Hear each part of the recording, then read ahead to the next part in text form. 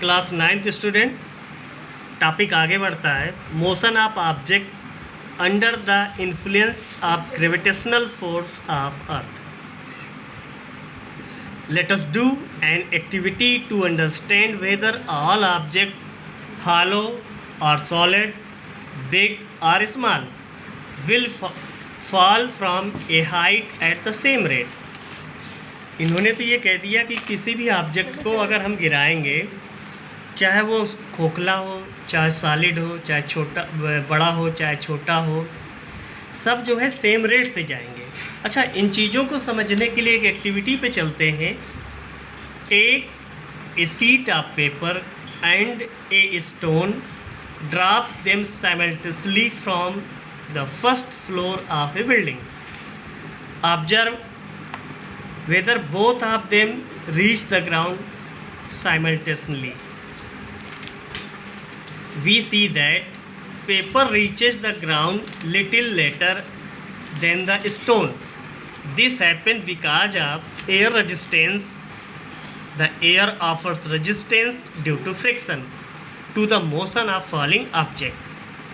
The resistance offered by air to the paper is more than the resistance offered to the stone. If we do the experiment in a glass jar from which air has been sucked out, the paper and the stone would fall at the same rate.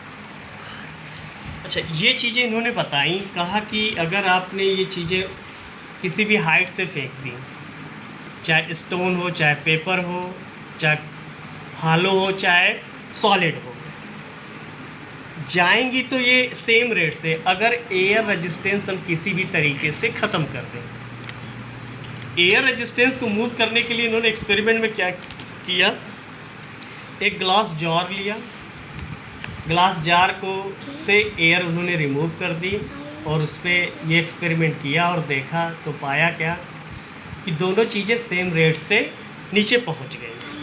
तो ये चीज़ें आपको आगे ही समझ में, air resistance जो है resistance का वर्क करेगा। तो आगे बढ़ते हैं। We know that an object experience acceleration during free fall, the equation g equal to capital G M upon R square. ये जो स्मॉल जी है ग्रेविटेशनल एक्सीलरेशन है, कैपिटल जी आप जान रहे हैं, एम क्या mass of the earth, R है radius of the earth. This acceleration experience by an object is independent of its mass. किसी भी ऑब्जेक्ट को अगर हम किसी भी हाइट से लीव कर देते हैं, छोड़ दें, वो उसके मास पे डिपेंड नहीं करता। यहाँ पर ये फार्मूला हमको बता रहा है। This means that all object hollow और सॉलिड, बिग और small, should fall at the same rate. According to a story, Galileo drop different object from the top of the Leaning Tower of Pisa in Italy to prove the same.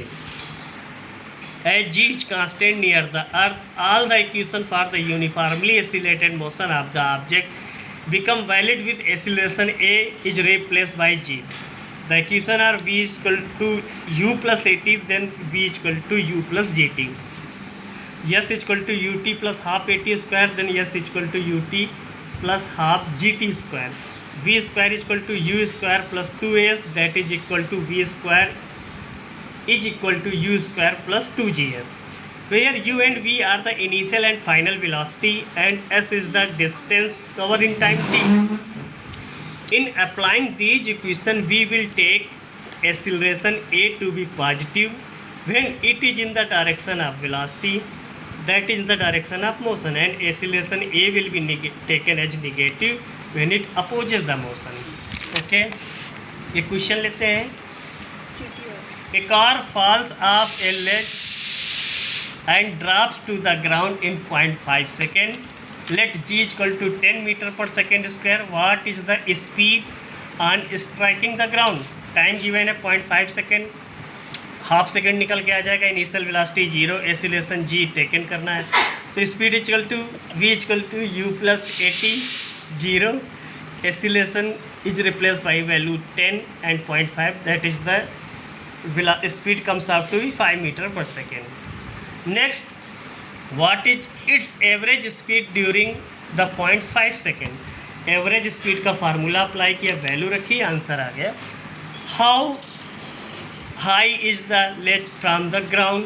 तो distance table S equal to u t plus half a t square, यहाँ initial velocity 0 थी, ये cut गया, ये calculate किए, yes आ गया 1.25 metre.